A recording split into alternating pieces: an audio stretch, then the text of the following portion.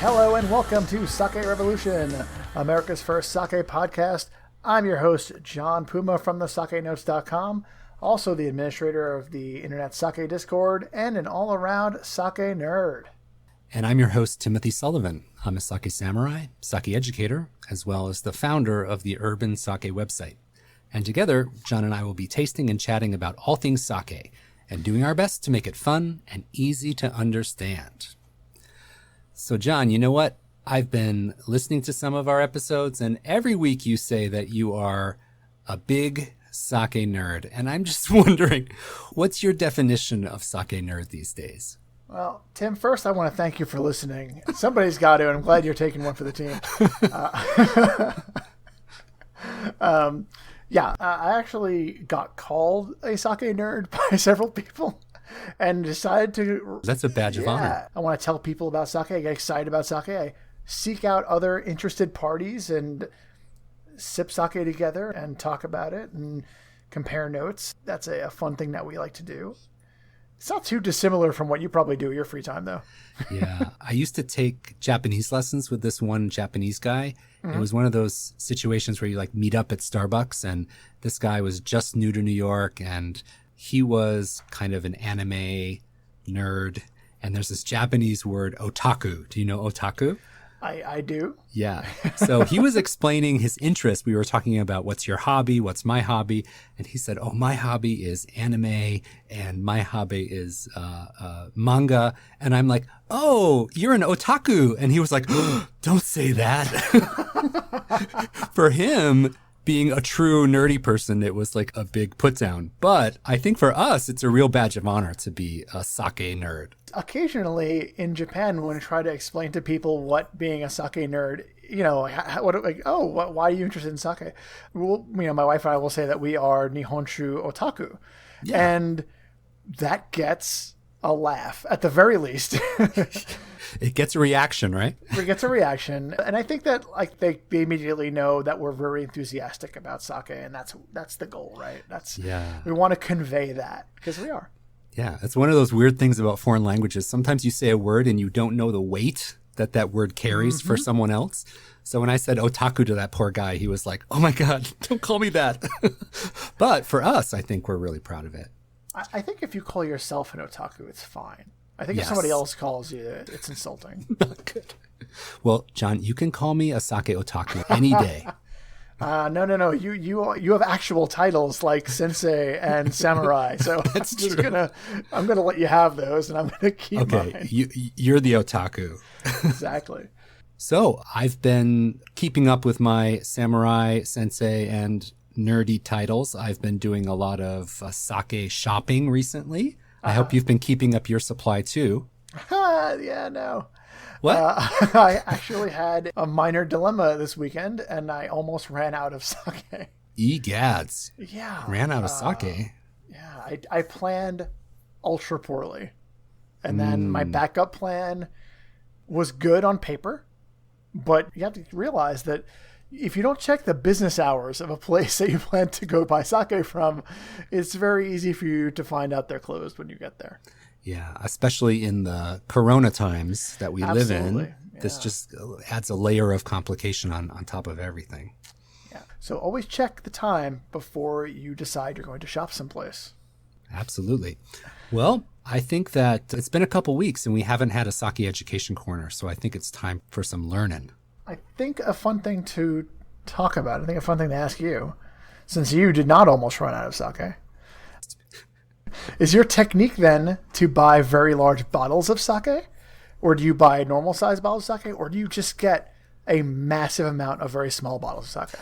That's a really good question. You'd think that I would get a lot of large bottles of sake, and there's many different sizes of bottles out there, but one of the problems for us U.S. consumers is that the largest sake bottles don't easily fit in our refrigerators. No, they don't. They were not built for the Japanese Magnum bottles. No. So that's a big problem. The most affordable cost per ounce is the large 1.8 liter bottles, but they are a little bit hard to fit they don't fit in the milk compartment in the fridge. I like knowing that buying by volume even applies to sake.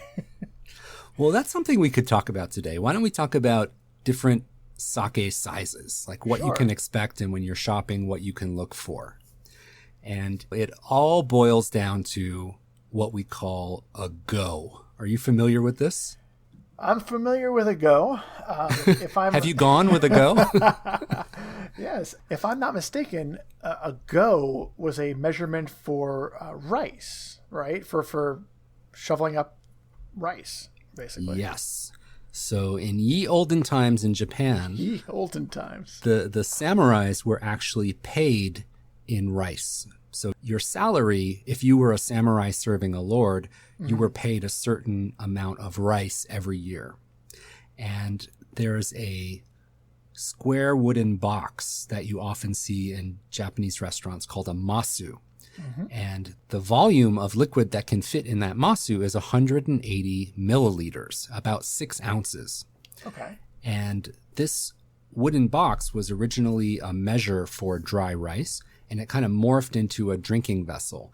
And this unit of 1 masu, 180 ml, is known as 1 go. So it's a measurement called a go. And that is considered 1 serving or a single unit of sake. And all the other measurements in the world of sake are based off this 1 square box. And if you've never seen a masu before, you've never seen this square wooden box, check out our show notes. And I'm going to put a picture on there of what a masu looks like. But that's considered 1 go. And in Japanese, we would say ichigo. Really, before we go on, Tim, is it going to be a picture of you with a masu? No. Perhaps drinking out of one? Because I think people would want to see that. No, it's just going to be a masu. I'm anonymous here, so just a masu. And the reason that the go is so important is because when you go to Japan, you can order your sake by the go. So if you go to an average izakaya or sake pub or Japanese restaurant in Japan, and you say, I want to order some sake, the server might say 1 go, 2 goes, how many goes do you want? So it's a unit that you actually order sake by. It's a very practical unit in Japan. So the carafes are usually by go. So you can get 1 go carafe, a 2 go carafe, or a 3 go. And the standard bottle, 720 ml, that's a standard sake bottle size. It's 4 goes. So it has 4 masu worth of sake in it. That makes an astonishing amount of sense. Yeah, so that's where it's all based off of. The one thing that trips people up is that wine bottles around the entire world are all 750 ml. Right. And just sake bottles are 720 ml. It's like, where did that 30 milliliters go? Well, it's not from the go, I'll tell you that. It went somewhere. No. And in the U.S., most of the sake makers are using 750 milliliter wine bottles. Yes, the U.S. producers don't have access to the 720 ml bottles, which are all produced and sold in Japan. So they use what's available here, which are the local 750 ml bottles. So a lot of domestic makers of sake here in the U.S. use the 750 ml bottles. Yeah, I imagine that if they tried to get 720 ml bottles or had them custom made, it would drive up prices quite a bit. Yeah, so they're just going to use what they have here. So those are the first 2 kind of measurements that we have. So 1 go, in Japanese we say ichigo. And then the Japanese word for 4 is yon. So this standard sake bottle, the 24 ounce, is called a yon-go bin, which means a 4-go bottle. Yon-go bin. Yon-go bin. So that's a 4-go bottle. So we have 1 go for the single masu, that's a single serving. And then the yon-go bin, or the 4-go bottle, that's the standard sake bottle. And then there's a few more measurements we can talk about going up the scale. So do you know what's next after the yon-go bin? Well, for me, I always get very excited about the isho bin. Yes, isho bin, that's right. So bin means bottle. Refers to 1, and then we have this next unit up is called the sho. So the sho is a unit for 10 go. So if we put 10 masus together, we're going to get 1 sho. So they call it isho bin, which means a 1 sho bottle. So we had a Yongo bean, that's a 4-go bottle, and the 1.8 liter is 10 goes, and that's the Isho bean. So there's another unit called the Show. Okay. And on the other end of that, we have our 1 cups, which I'm going to guess something right here, Tim. Yes. The 1 cups are 1 go. That's right. All right. 1 cups are 1 go. So at the very entry-level scale, it's considered like a single serving. It's 6 ounces. So 1 go can be a masu, the square wooden box, or it can be a 1 cup. It can be one of those single-serving cups. There are also small little 180 ml bottles with a little screw cap on them. You see those sometimes too, almost like the airplane-size bottles, really small. So we have our 1 go, which can be our 1 cup. We have our Yongo, our 4 go, which is our standard bottle. We have the Isho, which is our magnum bottle. Do you know what comes after that? There's another one? There's 2 more. Oh, 2 more levels. All right, so I'm going to be honest here. I kind of gave up after my refrigerator couldn't take the Ishobin. So what else can't my refrigerator take? The next level up is called a toe. Toe. T-O, pronounced like the toe on your foot. And just Tobin? A toe bean, right. Okay. A toe bean is an 18-liter glass bottle. I need this in my life. Yes. This is not used for commercial sale. This is something that brewers actually press directly into. So it's like a glass jug that brewers are going to put under their press or under their fune press, and they're going to drip the sake right into what's called a tobin, or a 18-liter glass bottle.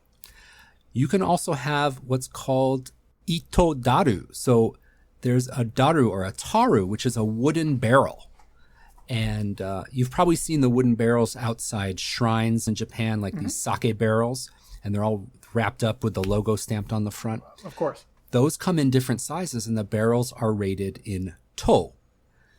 So 1 to is 18 liters, and then it goes up to 4 to or yon to.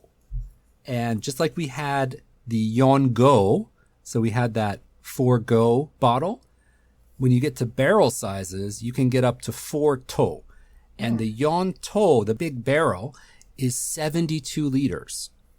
So that is roughly about 19 gallons, just for non-metric people. And the 1 to, the 18 liters, is about 5 gallons. I'll never have sake again. Yeah, so we had the 1 go, the 4 go, then we had the 1 sho, which is the 10 go, or the 1 isho bean. Then moving into the barrel sizes, we have the ito, which is 1 to, that's 18 liters. And then we have the yon to, which is the 4 to barrel, that's 72 liters. And we're getting pretty big, but there is one more measurement that is super duper important when it comes to sake. All right, I'm ready for it. Go, sho, to. And the next one is koku. Koku. They broke the rhythm. They broke the rhythm. Clearly broke the rhythm. Tell me about the koku. The koku is 180 liters. So it is a bathtub. It is actually a measurement that a brewery uses to convey their output of volume. So a brewery will always say, our brewery produces 3,000 koku a year.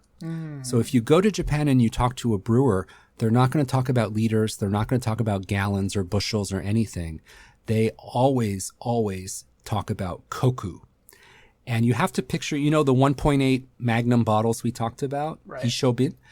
100 of those, if you picture a pallet stacked up with 100 of those 1.8 liter bottles, that is 1 koku.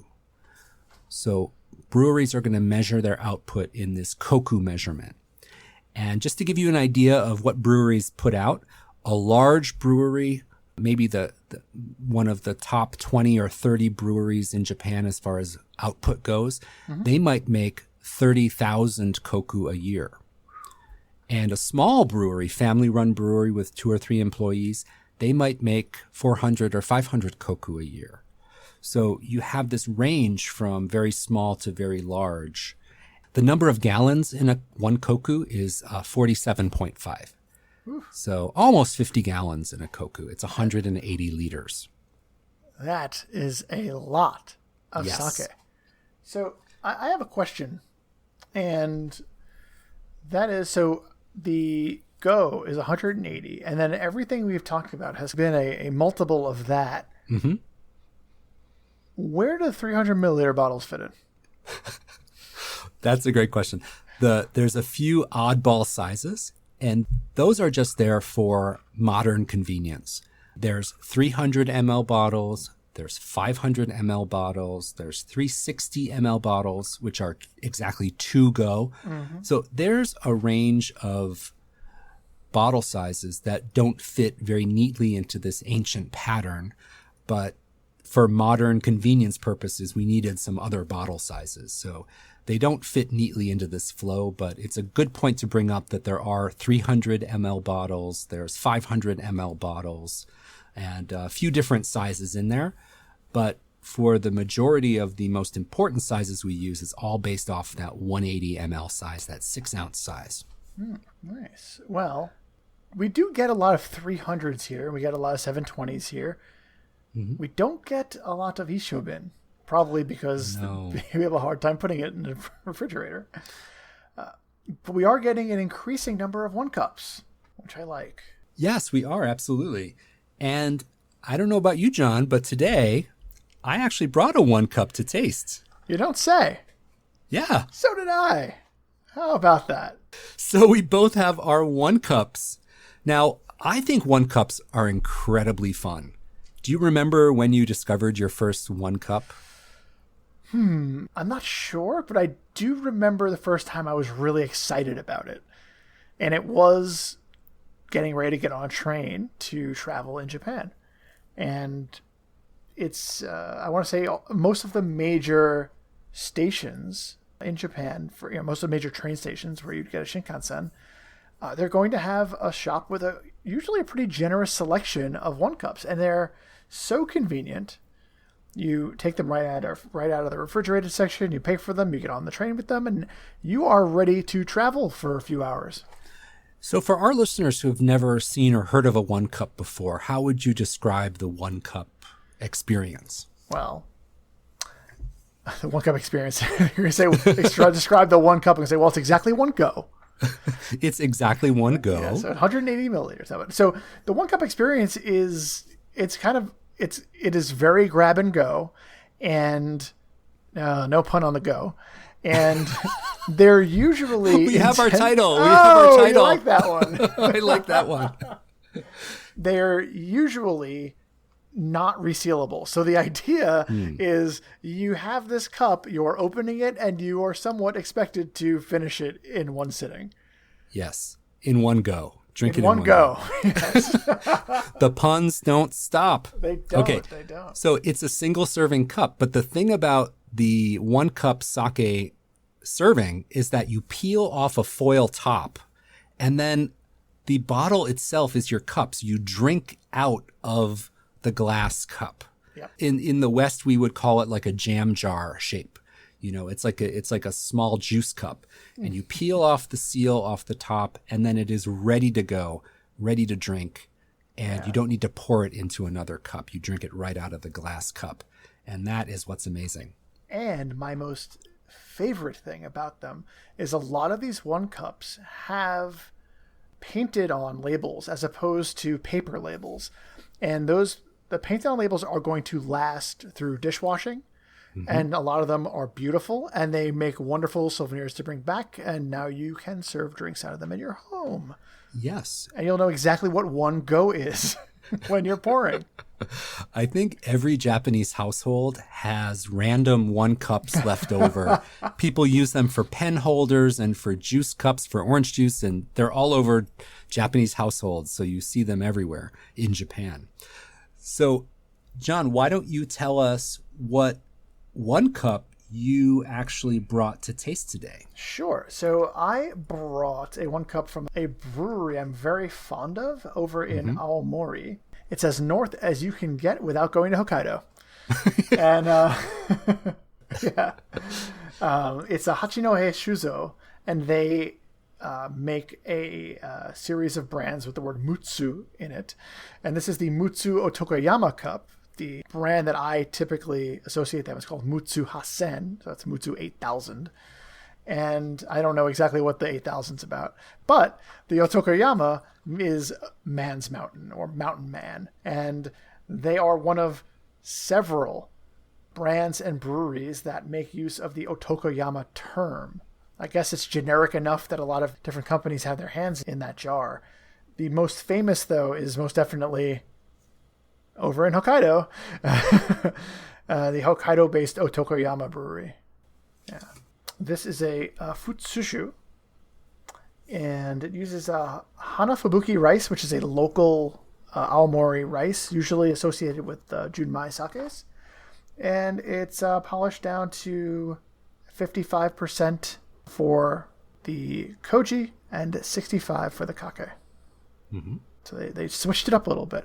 And this is known for being extraordinarily dry. It's the Mutsu Otokoyama Classic. When you see classic on something, I just immediately assume that's going to be super dry when it's a sake product. I think that's like the very old style is always going to be something that is in the plus 20s, I want to say. Although this is not that way. This is only plus 4. In the sake. When I see classic in the name of a sake, I'm like, oh, this is designed for old grandpas sitting in the train station. Like, this is the Oyaji stuff. Oyaji style, yes. Tim, what about you? Okay, I have a sake from Niigata. Surprise, surprise, one of my favorite prefectures. You never. This is Yuki Otoko. So Yuki means snow, and Otoko means man. So snowman, or what we call like the Yeti. Yeah. So this is the snowman sake, and the brewery is Aoki Shuzo. It's in Niigata and founded in 1717. Interestingly, I did my internship 1 year in Niigata, and I worked at Hakai-san in southern Niigata. And this brewery is actually the next physically closest brewery to where I was living. And this is a Honjozo sake. The rice milling is 65%, and it uses Gohyaku Mangoku, the local Niigata rice, and also Koshi Ibuki. And for me, the SMV, that measurement of sweetness to dryness, is plus 8.5. Ooh. So my Otokoyama might be drier than your Otokoyama. Right. And if you'll indulge me, John, I'll go ahead and open mine up first. Please do. Yes. So I'm going to put a picture in our show notes, but for people who are not able to check that, I'm going to describe the cup first. So it's a clear glass cup, and there's a white printed logo on the front. And as you indicated before, John, it's like an ink print on the glass, so it won't wash off. It's not like a paper label. And it is a picture of the abominable snowman, and he has 2 skis behind him because he's going to go ski on the mountain. And it is really cute and really adorable. So I'm going to go ahead and open this up. And again, this is a foil pull top. So we're going to pull off with a little tab and open this up. All right. So I got that open. And now in my hand, I have a cup ready to sip. I didn't have to pour it into anything. It's just ready to go. You have one go. One go. Ready to ichigo. Okay. So I'm going to give it a smell. Okay. It smells ricey, and it smells like it's going to be dry in body. No fruit, maybe a little bit of that lactic kind of yogurt aroma as well, but primarily ricey. And let's give it a taste. Oh, wow. Mm-hmm. It's dry. Oh, yeah? It's dry. It's making my mouth pucker a little bit. It is really crisp and dry. Mm-hmm. If you're looking for an example of what dry means when you taste sake, I really recommend this one as a great educational tool for what dry sake is.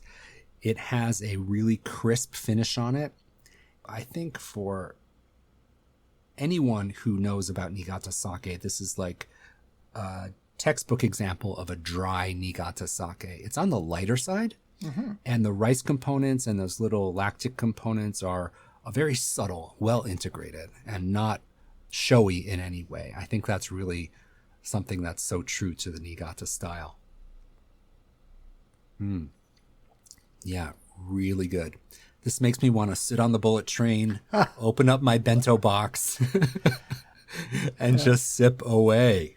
I think that for one cups, and I don't know if there's necessarily a reason for it, but in a lot of cases, they do tend to go more food friendly. They do tend to shy away from that ginjo style that I am so fond of. They tend to be a little bit more rice forward, like you're mentioning, a little drier, a little crisper, a little bit more ready for some bentos on the train. I think they know the market. Yes. It's actually really hard to find a super premium floral fruity sake in this 1 cup format. Absolutely. And I think many brewers themselves view the 1 cup as a more entry level format where they think it's easy to grab and go and, not think about it too much. And as you said, just be really food friendly and not fussy. And I think that really informs which sakes the brewers pick to put in these 1 cups. Yeah. So, John, how about you? I'd love to hear about your sake. Well, I have it right here. It also has an ink printed on label. Well, I guess we'll call it a label, with a very, very classic. When we say classic, we mean classic. This looks very old man, very old school, old style. This is some 50s or 60s style on this label here. We'll definitely have a photo of that in the show notes. And let's open that up. We can't pour for you guys today, so we're going to pop.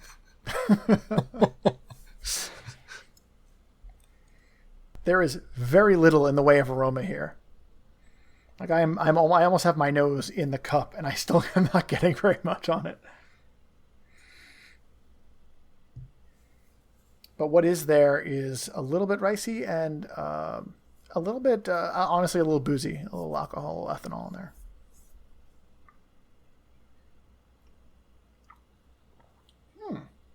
The taste, though, I mean, it is living up to its dry advertising, but it's a little bit more well-rounded than I was expecting. It is like this. Number one, this is begging for food, so this is not an ideal scenario to be having this sake. I think. I mean, I really think that this is not a sipping sort of thing. I think that in your case, probably similar. Yeah, I agree. But there is a lot more subtlety and complexity to this than I was expecting. I thought it was just going to be kind of just dry and in my face, but there is some really, really nice kind of like nice texture to it, and some subtle hints of fruit in the front before it drowns you in dryness.